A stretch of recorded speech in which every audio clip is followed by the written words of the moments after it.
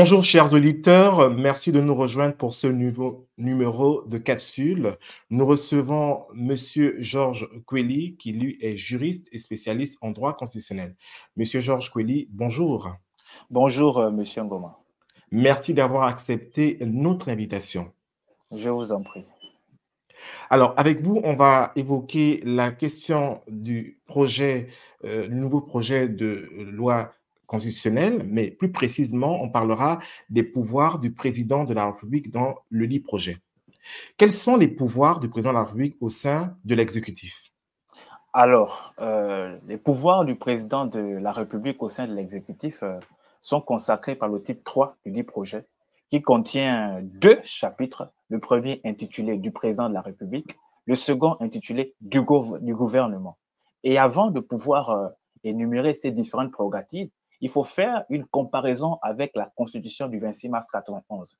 Cette Constitution du 26 mars 91 avait consacré un régime, on va dire, semi-présidentiel, semi-parlementaire, avec un exécutif bicéphale, c'est-à-dire un exécutif ayant deux têtes, le président de la République d'une part et le Premier ministre d'autre part avec son gouvernement. Et les prérogatives étaient propres, mais également partagées au sein de la Constitution du 26 mars 91 en ce qui concerne le pouvoir exécutif. Mais dans le projet qui sera soumis au peuple pour adoption le 16 novembre, l'exécutif ici est monocéphale, c'est-à-dire une seule tête. Et le président de la République est le détenteur du pouvoir exécutif. C'est-à-dire que les prérogatives qui étaient partagées entre le président de la République, son Premier ministre et le gouvernement sont désormais entre les mains du président de la République au sein du projet constitutionnel. Et parmi ces prérogatives, comme je le disais déjà précédemment, il est détenteur du pouvoir exécutif. Il conduit la politique de la nation. Il veille à l'application des lois et à l'exécution des décisions de justice. Il a le droit de grâce.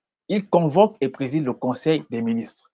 Et dans le cadre de ces différentes prérogatives au sein de l'exécutif, il est assisté d'un vice-président de la République qui le supplée dans les fonctions que celui-ci le délègue. Mais il y a également au sein de cet exécutif un vice-président du gouvernement qui assure simplement la coordination gouvernementale qui est en réalité la politique du président de la République pour laquelle il a été nommé. Donc en réalité, au sein de l'exécutif, il est le détenteur, j'ai envie de dire, suprême de ce pouvoir. Au fond, n'assistons pas là à un pouvoir, à un président omnipotent, omniprésent, donc de pouvoir hyper présidentialiste, non?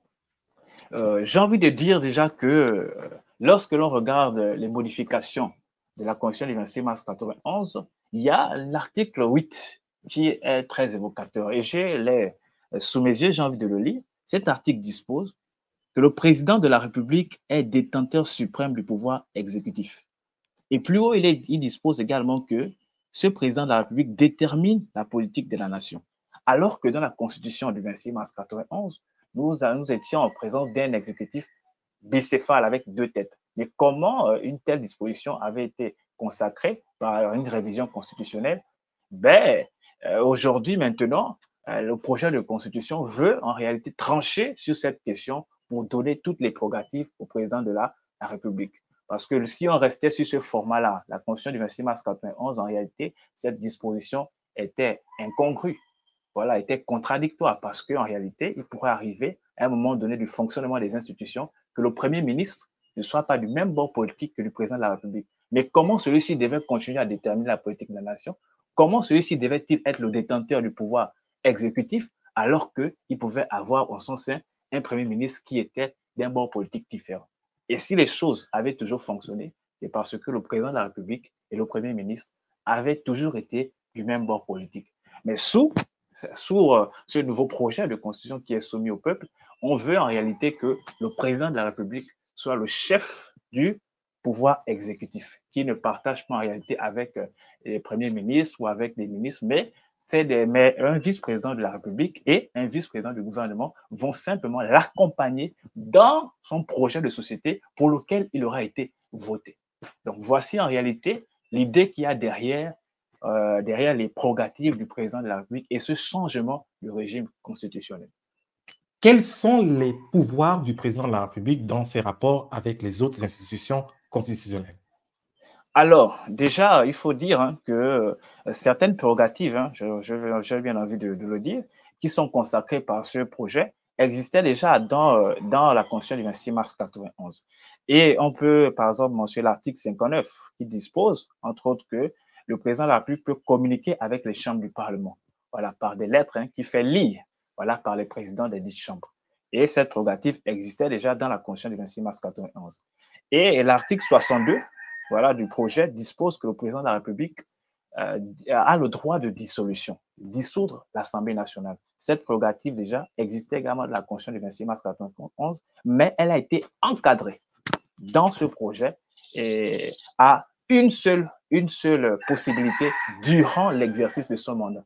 Et cet encadrement est, à mon sens, une bonne chose, vu que le président de la République ne pourra user de ce droit qu'une seule fois durant tout son mandat. Il y a comme autre prérogative entre les rapports avec les différentes institutions, on peut énoncer que le président de la République nomme 3 juges constitutionnels. Voilà. Il préside également le Conseil supérieur de la magistrature au terme de l'article 128 alinéa 2. Et également une autre prérogative que moi j'ai dénommée le veto législatif, l'article 52, qui dispose que le président de la République peut demander une seconde délibération au Parlement après l'adoption d'une loi. Et que après avoir demandé cette seconde délibération, le Parlement ne peut refuser. Et si le texte doit être adopté en l'état, ben, il doit simplement être adopté avec une majorité des 2 tiers. Et si le texte est adopté en l'état avec une majorité de 2 tiers, le président de la République a la possibilité de saisir le juge constitutionnel qui va statuer en dernier ressort. In fine, avec les prérogatives que détient le président de la République, quelle serait, selon vous, la nature du régime? Bon, en réalité, lorsque j'ai eu à mener des investigations et faire une étude comparative entre le régime gabonais, qui est instauré dans le projet de constitution, et le régime américain, et le régime béninois, j'ai constaté que la constitution gabonaise, en ce qui concerne les prérogatives du président de la République, se rapproche un peu plus, voilà, du régime en fait béninois. Et les constitutionnalistes béninois sont d'avis que le régime présidentiel béninois est un régime particulier. Voilà. Et c'est la même chose pour le régime présidentiel en griffe gabonais, parce qu'en réalité, lorsqu'on regarde les mécanismes constitutionnels, il y a un mélange entre les mécanismes d'un régime parlementaire et les mécanismes d'un régime présidentiel. Par exemple, le président de l'exécutif est toujours à l'initiative des lois, alors que c'est quelque chose qui n'existe pas dans un régime présidentiel. Et comme autre exemple, je peux citer le droit de dissolution, en réalité, qui n'existe pas au sein des régimes présidentiels.